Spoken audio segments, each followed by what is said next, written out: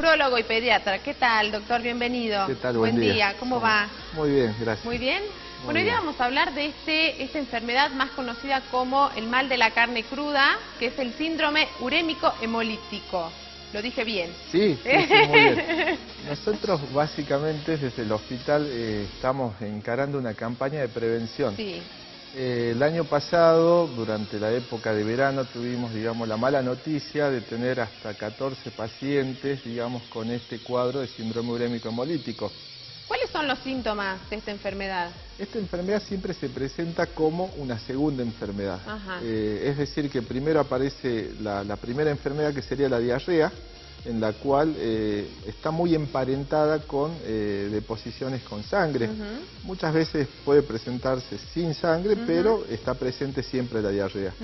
Y al cabo de 5 o 7 días aparece este síndrome, que es una segunda enfermedad, en la cual... En consecuencia de lo primero. Exactamente, o sea, la bacteria ingresa a nuestro organismo, rompe la barrera intestinal y posteriormente puede haber pasado la diarrea en los 7 días, el paciente estar sin deposiciones, estar mejorado en cuanto al intestino, pero a los 7 días aparece este síndrome, como lo llamamos, porque tiene un conjunto de síntomas y signos.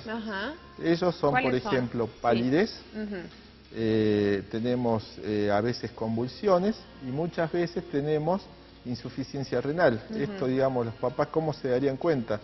La palidez, yo siempre les digo a los papás que miren las uñas de sus bebés. Cuando están amarillentas es porque... Tal cual, cuando tenemos un color blanquecino, el paciente está pálido, porque muchas veces uno, digamos, dicen palidez y uno no sabe, digamos, cuantificar. Miramos las uñitas y comparamos con las uñas de uno. Si están blanquecinas, están pálidas.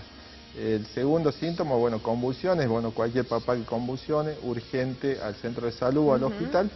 Y el tercer punto, la insuficiencia renal, se caracteriza por disminución en cuanto a la frecuencia de hacer pis. Por ahí un bebé que tiene 8 meses, notamos que en vez de cambiarlo 8 veces, 7 veces el pañal mojado, cambiamos 2 o 1 en 12 o en 24 horas y eso nos tiene que alertar. Bueno, y esto sucede más en los pequeños, de chicos, bueno, recién nacidos hasta 5 o 6 años, es lo que nos comentaba, doctor. Sí, el rango etario va desde los 6 meses hasta los 5 años. Esto un poco tiene que ver con las características del bebé. Uno diría, bueno, ¿hemos tenido pacientes menores de 6 meses? Sí, hemos tenido pacientes, y tiene que ver con esto, con la manipulación muchas veces de los alimentos, en lo más grande y en lo más chiquito, en la preparación de la leche. Por ejemplo, premisas, digamos, que son universales de todos los días: lavarse las manos antes de preparar la mamadera, antes de preparar los alimentos que van a consumir los menores, y obtener los alimentos de fuente segura. Muchas veces nos pasa que vamos al súper y las carnes, no sé si uno siempre mira que está atrás, en la parte final del súper, eso tiene una logística. Uno compra todos los elementos, digamos, que no necesitan cadena de frío, compra la carne, compra el yogur, compra la leche y se va a la caja. Paga y se va a la casa. Y entonces, esto que parece tan simple a veces no es tan simple y a veces hacemos todo al revés. O llegamos al final, compramos la carne y de paso vamos cargando cosas y nos vamos después a la casa, pero en realidad tendría que ser así, Y esto, bueno, me decían que también ocurrió el año pasado un caso de una chiquita de 16 años, o sea que no solamente ataca a los más chicos, sino que también hay posibilidades que, bueno, a un adolescente o a un mayor...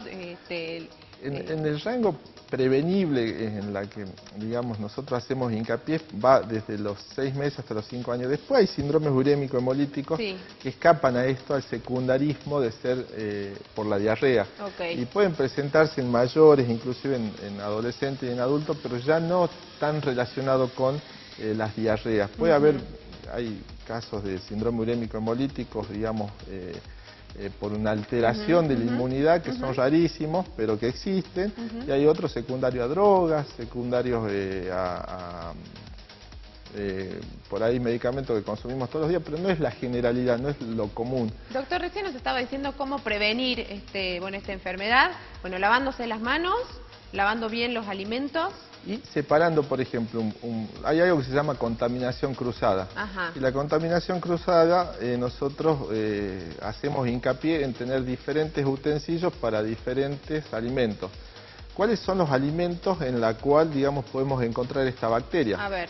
En las verduras, por ejemplo, nosotros compramos de nuestro verdulero, pero hay contaminación de animales. Sabemos que en el campo hay animales, entonces esta bacteria crece en el intestino del ganado vacuno, pero también puede crecer en el intestino de seres humanos y de otros animales. Entonces, consumimos alimentos crudos que en ensalada y hacemos, digamos, una ensalada de lechuga, la vemos bien antes de prepararla. Sí, ¿cómo se pone lavandina a la lechuga, por ejemplo, o con lavarla bien es suficiente? Se puede lavar, digamos, con agua que nosotros consideremos, digamos, potable, que ya haya sido, digamos, preparada, el agua de red, o colocar 2 gotitas de lavandina y asegurarnos que esa agua, por lo menos, está, digamos, libre de ciertas bacterias.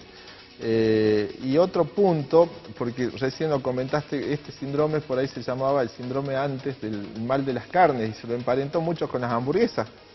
Pero durante el tiempo y durante el transcurso de la enfermedad nos hemos dado cuenta que existe esto de, por ejemplo, te doy un ejemplo típico. Nosotros preparamos un flancito para nuestros hijos y dejamos en el estante inferior. Y de repente yo al otro día tenía que hacer una milanesa. Bajé la carne, puse en uno de los estantes y en el descongelamiento de la milanesa ahí se contaminó. Cayó una gotita en el flan. Entonces vino mi hijo, yo preparé con leche segura, tuve todos los cuidados. Claro. Y vino mi hijo, llegó a jugar la pelota y se comió el flan. Y se entró la bacteria. Entonces, son medidas simples, concretas. Sí, hay que estar atentos. Tal cual. Y por dividir ejemplo, bien por un lado las carnes, por un lado los postres, los lácteos, hay que tratar de no mezclarlos. Yo lo que hago, por ejemplo, siempre cuando descongelo la carne, busco un recipiente mayor, de mayor con capacidad. Entonces sé que si se gotea, va a gotear en el recipiente y no en la fruta. Generalmente los crisper para verdura y para fruta están abajo. Claro, sí. Entonces por ahí esos cuidados. Y el tema de los cuchillos, por ejemplo, corto la carne, no voy a cortar con el queso. El queso, tal cual. Entonces ahí cruzamos nosotros la bacteria desde la carne hacia otro alimento que capaz que no estaba contaminado. Entonces es muy importante la prevención. Doctor, este año todavía no se registraron casos, ¿verdad? Tuvimos, el último fue en marzo de este año. Y esto se da más, me estaba comentando, que se da más en el verano. Generalmente aparece el pico de incidencia es por las altas temperaturas. Sabemos que estas bacterias proliferan en mayor cantidad y la temperatura óptima es por encima de los 30 grados para que crezcan estas bacterias en las carnes, en los alimentos. También nos pasa ahora todavía no, pero ya van a empezar la época de los calores, las piletas. Si nosotros compartimos una pileta que es pública, probablemente puede haber una contaminación por alguien que tenga la bacteria y por ahí es un portador, no le produce síntomas, pero la tiene. Contamina el agua y de repente tenemos, digamos, la pileta y es una fuente de contagio. Entonces, tenemos que tener muchos cuidados. Sí, precaución, prevención sobre todo y estar alertas, hacer las cosas prolijos y más si tenés chicos en la casa, que van y abren, sacan, pum, pam, ¿no? Que no controlan, que en realidad no tienen manejo de esas cosas. Y la idea Los padres por ahí somos responsables, ¿no?